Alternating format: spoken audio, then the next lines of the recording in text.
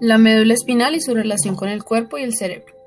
Las integrantes de nuestro grupo de trabajo son Angie Milena Segura, Diana Milena Méndez Corredor, Elizabeth Herrera Vallejo, Karin Dayana Aya, Leslie Justin Marín Peña. Jimena Santana Gómez. ¿Qué es la médula espinal? La médula espinal es un haz tubular que contiene una estructura delgada y larga de tejido nervioso y células de apoyo.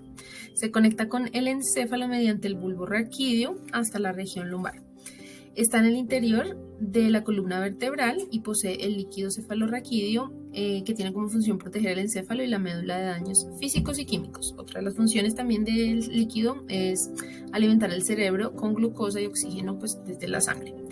La función principal de la médula espinal es transmitir impulsos nerviosos a los 31 pares de nervios del bulbo raquídeo. Significa que la médula espinal es la encargada de comunicar el encéfalo con el cuerpo. Esta comunicación se realiza de manera aferente, o sea, transporta impulsos desde el encéfalo hacia el cuerpo, y eferente, que es lo contrario, desde el cuerpo hacia el encéfalo. Características de la médula espinal. Constituye un conjunto de segmentos funcionales con conexiones aferentes del cuerpo al cerebro como eferentes del cerebro al cuerpo. 8 segmentos verticales, 12 dorsales, 5 lumbares, 6 sacro-coxígeos. Los nervios espinal o raquídeo y sus ramas comunican el sistema nervioso central con los receptores sensoriales, los músculos y las glándulas. Estas fibras constituyen el sistema nervioso periférico. 8 pares de nervios cervicales. Estos actúan en la cabeza y cuello, diafragma, músculos de la parte superior del cuerpo, extremidades superiores, tríceps y manos. Los impulsos nerviosos circulan desde y hacia el cerebro por la médula espinal, hasta una ubicación específica, a través del sistema nervioso periférico. Este es el sistema complejo de nervios que se desprenden de las raíces nerviosas espinales. Estos nervios circulan fuera del canal o médula espinal hasta los órganos, brazos, piernas, dedos, o sea, por todo el cuerpo. Las lesiones o pequeños traumatismos de la columna cervical pueden ocasionar emergencias médicas, graves o debido a muerte. Un ejemplo puede ser una lesión en la médula espinal o las fracturas. El dolor, adormecimiento o temblores son síntomas que pueden aparecer cuando uno o más de estos nervios espinales se lesionan, irritan o estiran. Los nervios cervicales controlan muchas de las funciones del cuerpo y las actividades sensoriales. El sistema nervioso simpático actúa en los nervios cervicales con las fibras simpáticas ascendentes. Estas se unen a los nervios espinales C2 y C8. Estas son proyectadas sobre los efectores de la cabeza, cuello, extremidades superiores y cavidad torácica. Un ejemplo de este puede ser que hace que se dilaten las pupilas. Continuamos con los 12 pares de nervios dorsales. La columna torácica tiene 12 raíces nerviosas. Estas van desde la T1 hasta la T12, a cada lado de la columna, que se ramifican desde la médula espinal y controlan las señales motoras y sensoriales, principalmente para la parte superior de la espalda, el tórax y el abdomen. Las funciones motoras y sensoriales proporcionadas por una raíz nerviosa torácica están determinadas por su nivel vertebral. Si bien estas funciones pueden variar ligeramente de una persona a otra, por lo general son las siguientes. Si alguno de los nervios torácicos se inflama, como una distensión severa de un músculo entre las costillas, que es el músculo intercostal, puede causar que un nervio intercostal se inflame, duela y posiblemente dificulte la respiración. Los 5 pares de nervios lumbares son 5 pares de nervios espinales que surgen de las vértebras lumbares, anteriores y posteriores. Así pues, el plexo lumbar se establece entre las ramas anteriores de los nervios raquídeos L1 y L4. Por otro lado, la parte más pequeña del cuarto nervio se une con el quinto para formar el tronco lumbosacro, que participa en la formación del plexo sacro. Los 5 pares de nervios sacros y un par coxígeo son los 5 nervios espinales que emergen del hueso sacro y constituyen el segmento más bajo de la médula espinal. Estos nervios se dividen en ramas, pero muchas de ellas se terminan uniendo entre sí y también a los plexos lumbares y coxígeos. Como hemos dicho con anterioridad, esta serie de interconexiones forman plexos, específicamente el sacro y el lumborsacro. Las ramas de estos plexos inervan la cadera, el muslo, la pierna y el pie.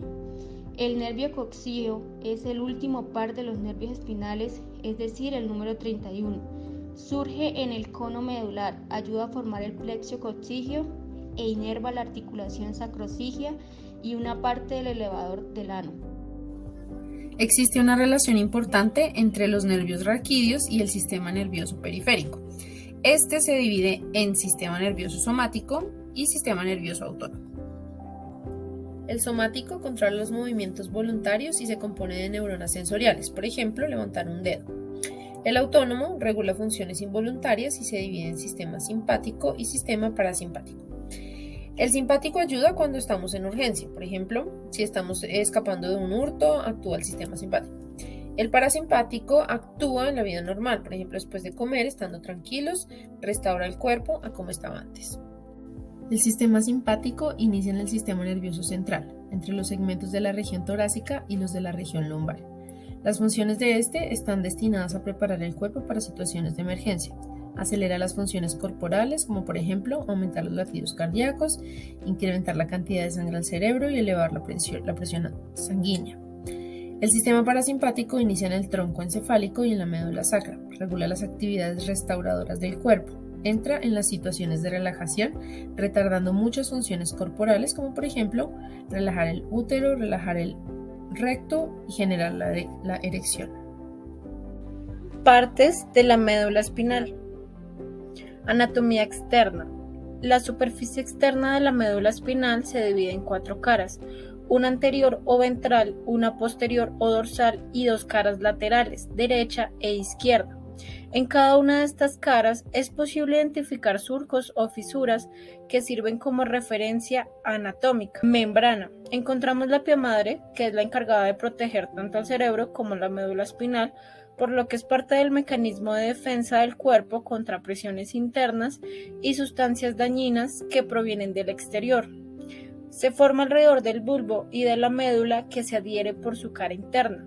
Adicional, su cara externa ya se relaciona con el líquido cefalorraquídeo que la separa de la aranoides. La aranoides ya realiza su punción a nivel de la columna lumbar y contribuye a disminuir la presión intracraneal fisiológica. Está la cavidad aranoidea, membrana serosa, que se encuentran las 2 meninges. Adicional, 2 hojas, una parietal y otra visceral. La dura madre ya es la que protege el cerebro, encéfalo y demás tejidos cerebrales. Sustancia blanca es la parte del sistema nervioso que está conformado principalmente por axones de neuronas sensitivas, que se encargan de comunicar la información a todo el sistema. Estas neuronas participan de 2 formas, la sinestesia y el tacto epicrítico. Los axones ascendentes son los encargados de conducir estímulo de dolor, temperatura y tacto grueso. Las fibras descendentes son especialmente neuronas motoras, que se encargan del control de movimientos voluntarios. La sustancia gris de la médula espinal modifica su funcionamiento y el tipo de neuronas que alberga en cada zona. Así muestra formas distintas en sus astas dorsal, intermedio lateral, ventral y en la zona intermedia. Asta dorsal. Contiene principalmente haces sensitivos que comunican lo referente al dolor, temperatura y otras informaciones sensitivas a través de la raíz nerviosa. Asta intermedio lateral. Solo se encuentran segmentos torácicos y lumbares superiores de la médula espinal. Esta región contiene bastantes neuronas preganglionares. Asta central. se compone de axones de neuronas multipolares motoras y la zona intermedia se caracteriza por albergar un gran número de interneuronas. Funciones de la médula espinal. El primero transmite la información sensorial y motora. El cerebro da la orden de realizar las acciones pasando primero por la médula espinal. Esto a aquel movimiento que realiza nuestro cuerpo, como tocarnos la cara, levantar un brazo, saltar o mover los pies. La segunda función es procesar la información. La médula hace un juicio rápido de la información antes de enviarla al cerebro. Puede provocar alguna situación de emergencia antes de que ésta llegue. La tercera y última función son los reflejos, aquellas reacciones inmediatas a situaciones que pueden ser peligrosas, como lo podemos ver en la primera imagen. Es la capacidad de poder frenar para esquivar algo o acelerar en caso de, cuando vamos manejando. En la segunda imagen podemos ver la capacidad de quitar la mano cuando sentimos el calor o el fuego cerca. Estas son las principales funciones de la médula espinal.